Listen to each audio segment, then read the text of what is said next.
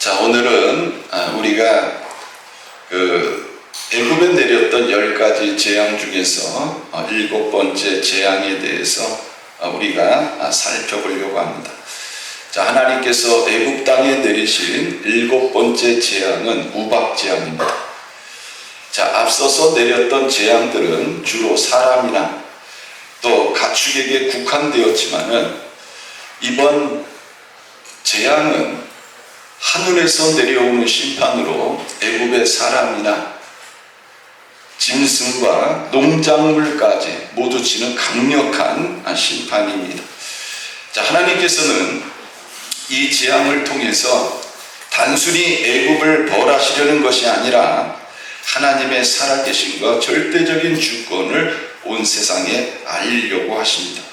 자, 오늘 말씀을 통해서 하나님께서 우리에게 주시는 3가지 교훈을 같이 살펴보려고 합니다. 첫 번째로, 하나님은 온 세상의 주인이십니다.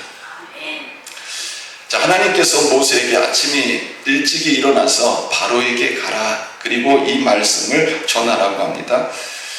자, 하나님의 목적은 분명합니다. 13절에 기록이 되어져 있습니다. 자, 우리 13절 말씀 같이 한번 읽겠습니다. 시작. 여호와께서 모세에게 이르시되 아침에 일찍이 일어나 바로 앞에 서서 그에게 이르기를 히브리 사람의 하나님 여호와의 말씀에 그 백성을 보내라. 그들이 나를 섬길 것이니라. 자, 하나님의 목적은 분명합니다. 내 백성을 보내라. 그들이 나를 섬길 것이니라. 자, 이스라엘 백성들이 애굽을 떠나서 하나님을 예배하도록 하는 것, 이것이 하나님의 계획이었습니다. 자, 오늘날도 하나님께서 우리를 구원하신 이유가 뭘까요? 그것은 죄악을 떠나서 하나님을 예배하는 삶을 살게 하기 위함이었습니다. 로마서 12장 1절에 보면, 그러므로 형제들아 내가 하나님의 모든 자비하심으로 너희를 권하노니 너희 몸을 하나님이 기뻐하시는 거룩한 산 제물로 드리라. 이는 너희가 드릴 영적 예배니라. 너희는 이 세대를 본받지 말고 오직 마음을 새롭게 함으로 변화를 받아 하나님의 선하시고 기뻐하시고 온전하신 뜻이 무엇인지 분별하도록 하라. 우리가 이 땅에서 어떤 삶을 살아야 되느냐? 하나님 기뻐하시는 산 제물의 삶을 살아야 된다. 성경은 이것을 우리들에게 말씀하고 있습니다. 그리고 오늘 14절에 이렇게 말씀합니다. 내가 이번에는 모든 재앙을 너와 내 신하와 내 백성에게 내려 온 천하에 나와 같은 자가 없음을 내가 알게 하리라. 이렇게 말씀하고 있습니다. 자, 하나님께서 애굽 땅에 심판을 내리시는 이유는 온 천하에 나와 같은 자가 없음을 알게 하기 위함이다. 이렇게 말씀하고 있습니다. 자, 여기 보면 이 알게 하다라는 단어가 나옵니다. 히브리 말로 야다라는 뜻입니다. 야다라고 말을 하는데, 이 야다라는 이 뜻은 뭐냐면 단순히 지식적으로 아는 것이 아니라 내가 경험해서 알고 체험해서 알고 삶을 통해서 실질적으로 깨닫는 것, 인격적으로 확인하는 것, 이게 바로 야다라는 단어입니다. 따라서 하나님께서 바로에게 알게 하리라고 말씀하신 것은요, 단순히 하나님에 대한 정보, 지식, 이것을 알게 하시기 위함이 아니라 10가지의 재앙을 겪으면서 여호와는 참 하나님이고 여호와께서 온 세상을 다스리시고 주권자시고 세상에는 하나님과 같은 분이 없음을 알게 하시기 위함임을 성경은 말씀하고 있습니다. 그러므로 우리는 어떤 삶을 살아야 됩니까? 하나님의 심판을 통해서 채찍질 당하고 재앙을 받고 매맞고 깨닫는 것이 아니라 하나님이 어떤 분인가를 미리 알고 우리가 그 말씀에 순종함으로 하나님을 체험하는 삶, 이런 삶을 살아야 될 것을 말씀하고 있습니다. 그러면서 하나님은 15절에 이렇게 말씀합니다. 자, 우리 15절 같이 한번 읽겠습니다. 자, 시작. 내가 손을 펴서 돌림병으로 너와 내 백성을 쳤더라면 내가 세상에서 끊어졌을 것이나. 자, 하나님께서 지금 하시는 말씀이 뭐예요? 내가 돌림병이 뭡니까? 전염병으로 너희를 완전히 심판했으면 너희들 이 세상에 남을 사람 하나도 없다는 거예요. 그런데 하나님은 그렇게 하지 않으셨다. 왜 그렇게 하시지 않았느냐? 이유를 16절에서 말씀하고 있습니다. 자, 우리 16절 말씀 같이 한번 읽겠습니다. 시작. 내가 너를 세웠음은 나의 능력을 내게 보이고 내 이름이 온 천하에 전파되게 하려 하였습니다. 이게 심판의 목적이에요. 하나님께서 애굽을 심판하시는 그 목적, 바로 하나님의 영광입니다. 온 천하에 내 이름이 전파되게 하려 하십니다. 여러분, 오늘날도 마찬가지입니다. 하나님은 우리의 삶을 통해서 하나님의 영광이 나타나길 원하고 하나님의 이름이 높아지기를 원하십니다. 우리의 성공도 또 실패도 또 아픔도 고난도 궁극적으로는 하나님의 영광을 위한 도구가 되어져야 한다는 것입니다. 자, 두 번째로는요, 하나님의 말씀은 반드시 이루어진다는 것입니다. 자, 우리 그 내용이 18절, 19절에 나와 있습니다. 자, 하나님은 6번에 걸쳐서 재앙을 경험했음에도 불구하고 여전히 교만한 이 바로에게 하나님께서는 이렇게 말씀합니다. 자, 우리 18절 말씀 같이 한번 읽겠습니다. 자, 시작. 내일 이맘때에 내가 무거운 우박을 내리리니 애굽 나라가 세워진 그날로부터 지금까지 그와 같은 일이 없었더라. 자, 내일 이맘때에 하나님께서 뭐를 내리십니까? 우박을 내리는데 어떤 우박? 무거운 우박. 그냥 경험하는, 살아가면서 우리들도 간혹 경험하는 그런 우박이 아니라 여기 보면요, 무거운 우박. 무슨 말입니까? 엄청나게 파괴력이 있는 큰 우박. 이런 우박을 내가 내리겠다. 애굽 나라가 세워진 그날로부터 지금까지 그와 같은 일이 없었다. 한 번도 경험해보지 못했던 우박을 내리겠다. 하나님의 엄청난 심판을 말씀하고 있는 겁니다. 그리고 하나님께서 19절에 이렇게 말씀합니다. 자, 우리 19절 같이 한번 읽습니다. 시작. 이제 사람을 보내어 내 가축과 내 들에 있는 것을 다 모으라. 사람이나 짐승이나 무릇 들에 있어서 집에 돌아오지 않는 것들에게는 우박이 그 위에 내리리니 그것들이 죽으리라 하셨다 하십니다. 자, 하나님께서 내가 너희들이 한 번도 경험해보지 못한 우박을 내릴 거다. 그리고 하나님께서 하시는 말씀이 뭐예요? 이제 사람을 보내서 내 가축과 들에 있는 모든 것을 다 모으라. 그리고 사람들도 다 집으로 들어가라고 하라. 그렇지 않고 들에 있거나 밖에 있으면, 길 위에 있으면 어떤 일이 일어납니까? 그 우박을 맞고 죽으리라. 이렇게 말씀하고 있습니다. 사랑하는 성도 여러분, 지금 하나님께서 애굽 땅에 심판을 내리십니다. 심판을 내리시면서 왜 굳이 하나님께서 사람들은 집으로 들어가라고 하시고 가축들은 안전한 곳에 모으라고 하십니까? 이유가 뭘까요? 하나님께서 기회를 주시는 거예요. 무슨 기회를 주시는 거예요? 살 기회를 주시는 거예요.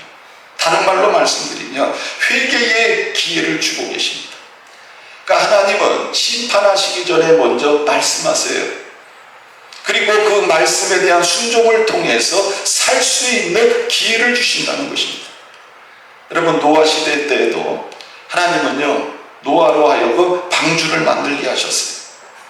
또 요나 시대에도 미리 니느웨에 경고를 하게 하셨어요. 그냥 한 번에 심판하시지 않으셨다는 거예요. 오늘날 우리들에게도 성경은요, 끊임없이 우리들에게 말씀하고 있습니다. 하나님은 심판하시는 것을 좋아하시는 분이 아니에요. 변덕이 죽을 듯이 하시는 분이 아니라는 것입니다. 하나님은 어떤 분이시냐? 회개하기를 기다리시는 분인 줄 믿으시길 바랍니다.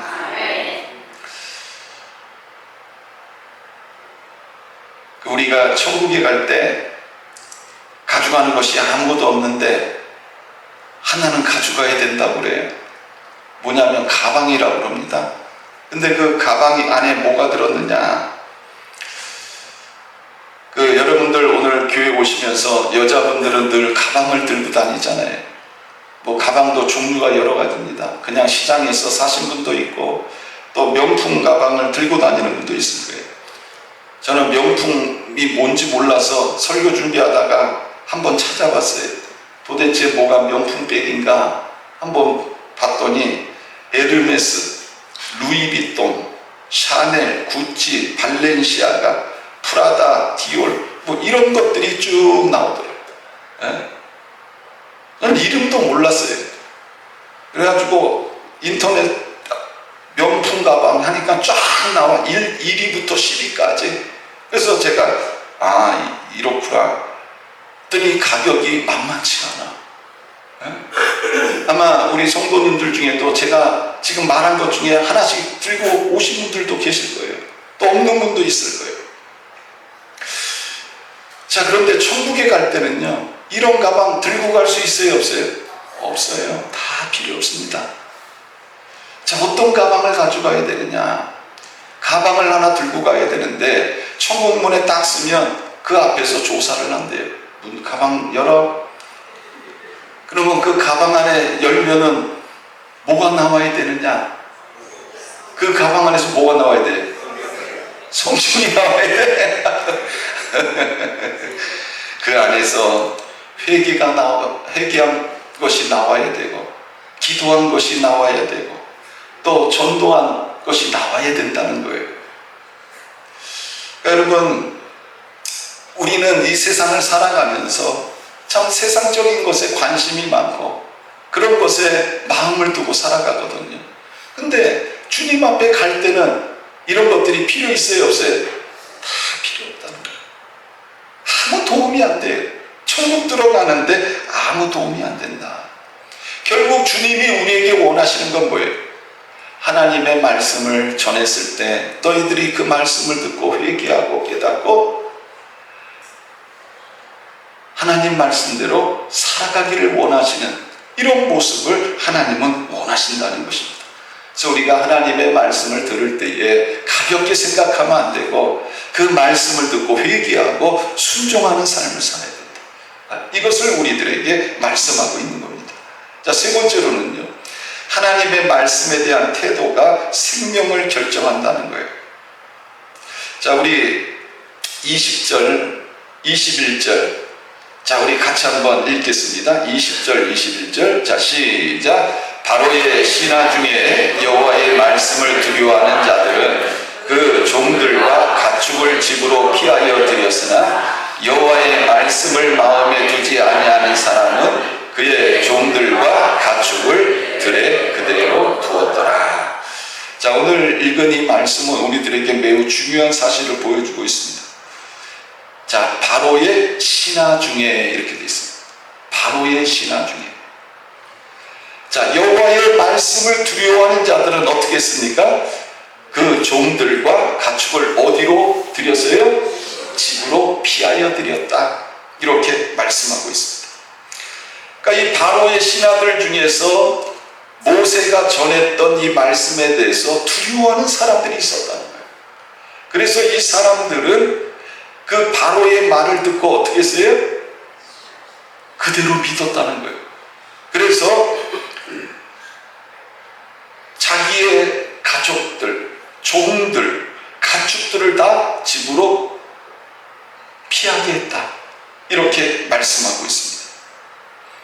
자, 반면에 또 어떤 사람들이 있어요? 여호와의 말씀을 마음에 두지 아니하는 사람이 있었다는 겁니다. 그 사람들은 어떻게 했습니까? 그의 종들과 가축을 들에 그대로 두었더라, 이렇게 말씀하고 있습니다. 자, 한쪽은 하나님의 말씀을 믿었습니다. 한쪽은 하나님의 말씀을 무시했습니다. 자, 어떤 일이 일어났을까요? 하나님의 말씀에 순종한 사람들은 따라해 보세요. 살았다. 아멘. 하나님의 말씀을 두려워하고 그대로 순종한 사람은 살았습니다. 생명을 얻었습니다. 손해를 덜 봤습니다. 그러나 무시한 사람들은 어떻게 됐다고요? 말이 필요 없어요. 어떻게 했다고요? 죽었어요. 하나님의 말씀을 순종하면 삽니다. 그러나 하나님의 말씀에 불순종하면 죽어요. 아주 간단해요. 하나님이 주시는 교훈은 어렵지 않아요. 순종하면 살고 불순종하면 죽는다. 이것을 우리들에게 말씀하고 있는 겁니다. 오늘날도 마찬가지예요. 여러분, 우리가 예배 시간에 하나님의 말씀을 듣습니다. 그러나 하나님의 말씀을 듣고 순종하면 어떤 일이 일어나요? 살아요. 그러나 불순종하면 어떤 일이 일어나는 거예요? 죽는 거예요. 하나님의 말씀을 듣고 순종하면 성령의 열매가 맺히고요. 그렇지 않으면 여러분, 죄의 열매를 맺게 돼 있어요. 믿음은 어디에서 난다고 그랬어요? 들음에서 나요. 근데 중요한 건 뭐예요? 들어서 끝나면 안 돼요. 들은 것을 어떻게 해야 됩니까? 순종해야 돼요. 그래야 어떤 일이 일어나는 거예요? 사는 역사가 일어나는 것입니다. 예수님께서도 말씀하셨어요. 내 말을 듣고 행하는 자는 반석 위에 집을 지은 사람과 같다. 내 말을 듣고 행하는 자는 반석 위에 집을 지은 사람과 같다. 반석 위에 집을 지어놓으면 여러분, 비가 많이 오고 바람이 많이 불어도 그 집은 무너지지 않습니다. 그러나 모래 위에 집을 지은 사람은요, 세찬 바람이 불고 비가 많이 오면 무너지게 돼 있다. 중요한 건 뭐냐? 말씀을 실천하는 사람이 중요하다. 그럴 때에 하나님의 보호를 경험한다. 이것을 우리들에게 말씀하고 있습니다.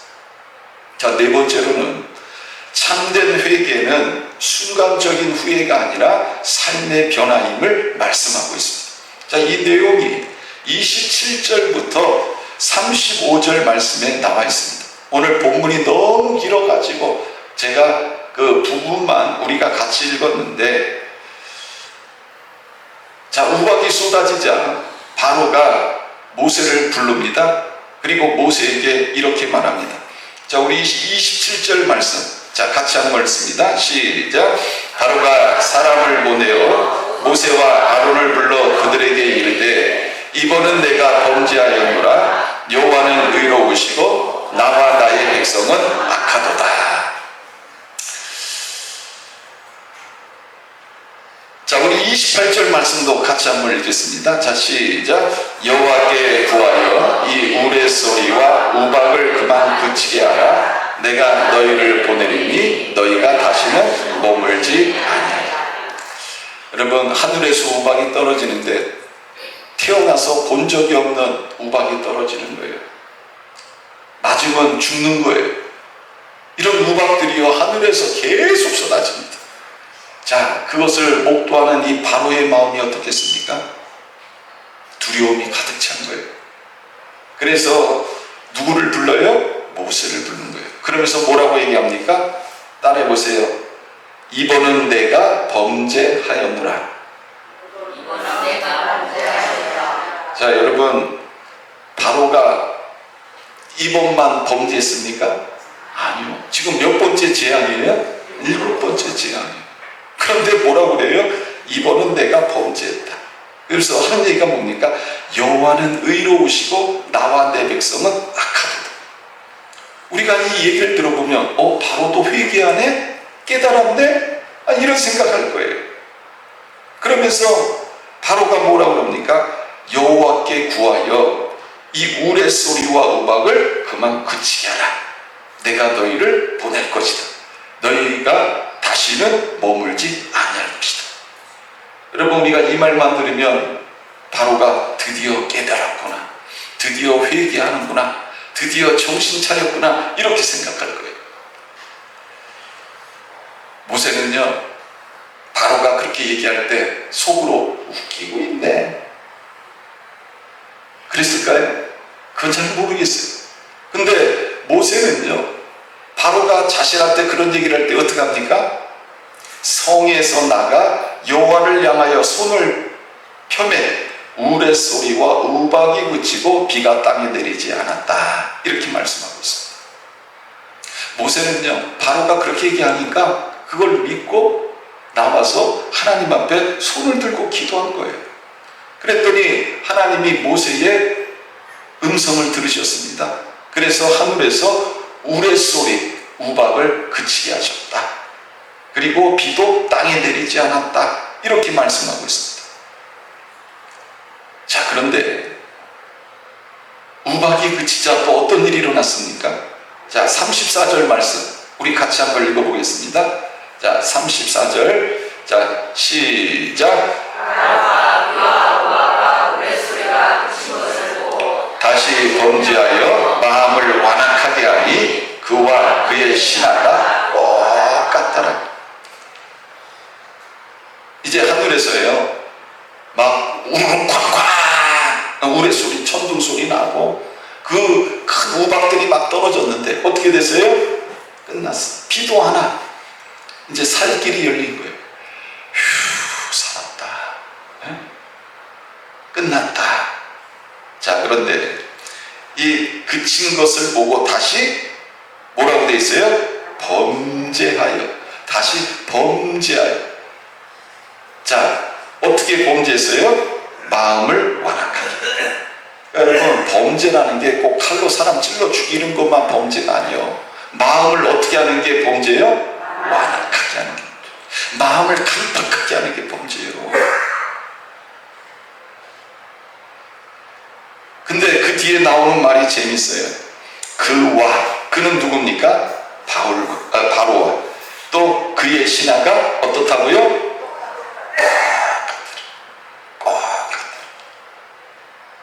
제가 이걸 보면서요, 참 유유상종이다. 끼리끼리. 이 중에 한 사람이라도 바로 돼 있으면 얘기할 거 아니에요. 임금님, 이러시면 안 됩니다. 여기서 멈춰야 됩니다. 저들의 의견을 들어줘야 됩니다. 보냅시다. 해야 되는데 뭐예요? 똑같아요. 그러니까 여러분, 우리가 어떤 일을 이런 경험할 때 여러분, 그 중에 한 사람이라도 올바로 끼어 있으면 다른 얘기를 할 거예요. 근데 보통 보면 어때요? 같아. 끼리끼리야. 유유상종이야. 또 그런 사람들끼리 모여있어. 신기해요. 그러니까 여러분, 가정도 살려면 둘이 똑같으면 안 돼. 한 명이라도 끼어있으면 가정은 살게 돼 있어요. 왜? 한 사람이 바르게 세워 가거든. 이게 중요하다는 거예요. 근데 여러분, 이 애국을 보니까 어때요? 왕이나 신하들도 똑같더라. 그러니까 앞으로 어떤 일을 경험하게 되는 거예요? 도초 터지는 거예요. 도초 맞는 거예요. 이런 일이 일어나게 되는 거예요. 그러면 앞에서 바로가 모세를 불러가지고 막 얘기를 하잖아요. 아, 이번엔 내가 범죄했고 내가 잘못했어. 하나님 앞에 얘기해줘. 그러면 그렇게 얘기한 건 다 뭐예요? 뻥이요, 뻥. 뭐라고요? 뻥이요. 하나님 앞에 온전한 회개를 드린 것이 아니라는 것입니다. 이것은 참된 회개가 아니라는 거예요. 고난이 올 때는 눈물을 흘려요. 그런데 문제가 해결되면 다시 옛 모습으로 돌아가는 거예요. 이거는 회개가 아니다. 오히려 더 하나님의 무서운 매를 막기 위해서 준비하고 있는 이런 모습을 우리가 보게 되는 겁니다. 여러분, 참된 회개는 뭡니까? 생각이 바뀌고 행동이 변해서 삶의 방향이 바뀌는 거예요. 뭐가 바뀌어요? 삶의 방향이 바뀌는 게 회개예요. 그냥 입으로만 하는 게 회개가 아니에요. 그러기 위해서는 어떻게 해야 된다고요? 뭐가 바뀌어야 돼요? 생각이 바뀌고, 그 다음 뭐가 바뀌어야 돼? 행동이 바뀌어야 돼. 그래야 뭐가 바뀌어요? 삶의 방향이 바뀌는 거예요. 이게 바로 뭐라고요? 회개라는 것입니다. 그러니까 하나님은 뭘 원하시느냐? 입술의 고백보다는 삶의 변화된 모습을 원하신다. 이게 바로 회개다. 이것을 우리들에게 말씀하고 있는 겁니다. 여러분들 맨날 세상에서 멋대로 살다가 교회 와서는 하나님, 이 죄인이 하나님 앞에 죄를 졌습니다. 또 이랬습니다. 용서하여 주십시오. 이건 회개 기도가 아니요. 회개라는 건 뭐라고 그랬어요? 삶이 바뀌는 거예요. 삶의 방향이 바뀐 거예요. 맨날 똑같은 행동하고 교회 와가지고는 주여 잘못했습니다. 이건 회개가 아니라는 거예요. 성경은 이것을 우리들에게 말씀하고 있는 거예요. 지금 누가 그러고 있는 거예요? 바로가 그러고 있는 거예요. 그래서 똑똑한 사람은요, 바로 깨닫고 어떻게 해야 되는 거예요? 삶을 변화시키고 방향을 바르게 가야 되는 거예요. 그렇지 않으면 또 어떤 일이 일어나는 거예요? 또 맞는 거예요. 또 맞는 거예요. 그러니까 이 하나님이 내리신 재앙이요, 하나님은 한 방에 끝낼 수 있어. 그런데도 그렇게 안 해. 무려 몇 번에 걸쳐서? 10번에 걸쳐서. 하나님도 대단한 분이요. 예? 근데 기회를 주시는 거예요. 어떤 기회를 주시는 거예요? 회개할 수 있는 기회를 주시는 거예요. 그거를 우리가 깨달아야 된다. 결국 하나님이 원하시는 건 입술의 고백이 아니라 삶의 변화다. 자, 결론을 맺습니다. 오늘 본문은 우리들에게 세 가지를 묻습니다. 첫째, 나는 하나님의 주권을 인정하며 살고 있는가? 둘째, 하나님의 말씀을 두려워하며 즉시 순종하고 있는가? 셋째, 나의 회개는 잠시 감정적인 후회인가? 아니면 삶이 변화되는 참된 회개인가? 사랑하는 성도 여러분, 7번째 재앙은 단순한 우박 사건이 아닙니다. 우박은 하나님의 능력을 나타냈고 사람들에게 회개의 기회를 주었고 끝내 완악한 마음이 얼마나 무서운가를 우리들에게 보여주고 있습니다. 오늘도 하나님은 말씀합니다. 내 백성을 보내라. 그들이 나를 섬길 것이니라. 여러분, 우리들도 마음을 바로처럼 완악하게 하면 안 된다는 것입니다. 저는 여러분들이 주의 말씀을 두려워하고 그러므로 인하여 생명을 얻고 하나님의 이런 놀라운 인도하심을 받으며 살아갈 수 있는 저와 여러분들이 되시기를 주님의 이름으로 축원합니다. 자,